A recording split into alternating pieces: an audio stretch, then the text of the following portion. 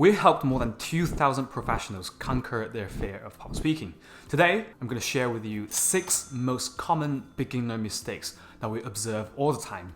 If you simply avoid them, you'll instantly look 10 times more confident whenever you're presenting. So let's dive straight in.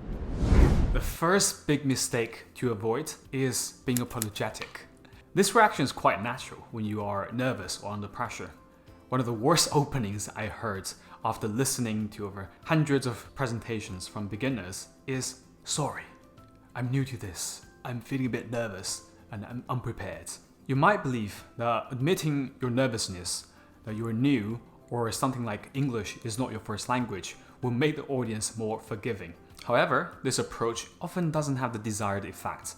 It actually undermines your credibility as a presenter. Well, you may not believe this, but very often we perform much better than we think. The misconception stems from the spotlight effect, where we overestimate how much our actions, appearance are noticed by others. When presenting, you might fixate it on your most minor mistakes, thinking that the audience is judging them. The reality is that they're not as focused on those minor errors as you are. So remember, don't ever start your presentation by saying, "I'm sorry." Dive straight into the content without highlighting your fears or uncertainties. By doing this, you'll instantly project more confidence. The next big mistakes I often see is speaking too quickly. It's fascinating how time seems to flow differently when you're presenting, right? When you're practicing, your pace may feel normal, but everything changes once you're in front of an audience. And that tension makes you speed up. And speaking too quickly has 2 major drawbacks. So firstly, it makes it a lot harder for the audience to follow you. Unlike reading, if you find something confusing, you can always reread the section. While listeners can't rewind your live presentation, they rely on you to deliver information at a pace that they can fully absorb. And secondly, a fast pace makes you appear more nervous. Slowing down, on the other hand, helps calm your nerves and it enables the audience to better grasp your knowledge. And here's a bonus tip. You can actually practice pacing yourself. So whenever you're rehearsing, try to deliver your content at half of the average speed. Allow for pauses and build up that muscle memory of what it feels like to speak slowly and calmly. So in that way, whenever you're speaking, you can tap into that habit.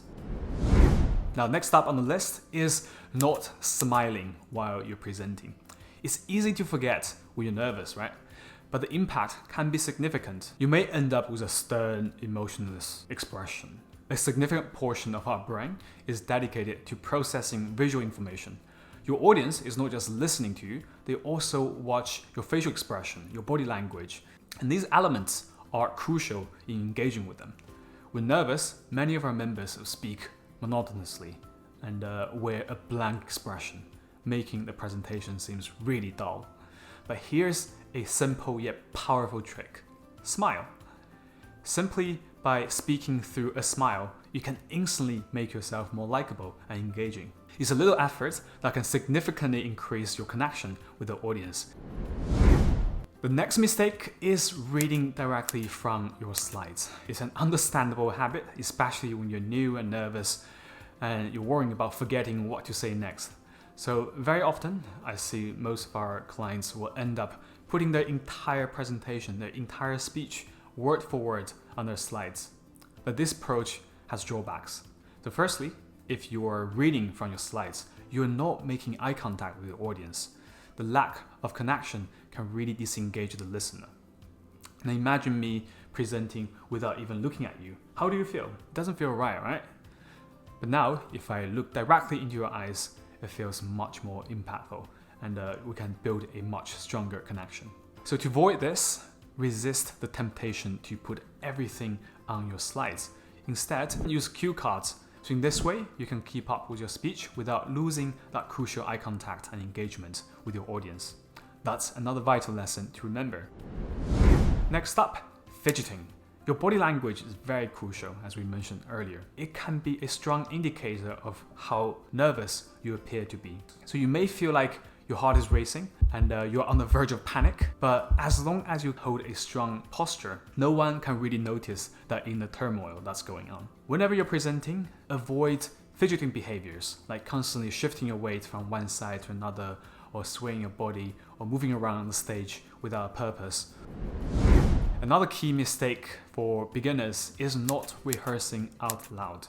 Too many of our clients spend lots of time working on the slides, writing the speech, contemplating the ideas, the content in their head. Some of them will even meticulously write their entire script. However, when it comes to the presentation, they often feel nervous and unfamiliar with the content that they prepared. Typing or writing is mainly with your hands, but speaking involves your vocal muscle, your tones, expressions, or emotions, and you can't really learn this by rehearse silently just in your head. For any significant presentations, it's crucial to rehearse out loud. Use your voice. Actually speak as if you're presenting to a large audience. This practice will make the content feel much more familiar, and it helps you understand how the speech actually feels like. And that's a wrap on the top 6 common beginner mistakes in public speaking. Remember to avoid these whenever you're presenting, and you'll be perceived 10 times more confident than you are. Enjoy the content? Remember to like, comment, and subscribe. I'll see you next time.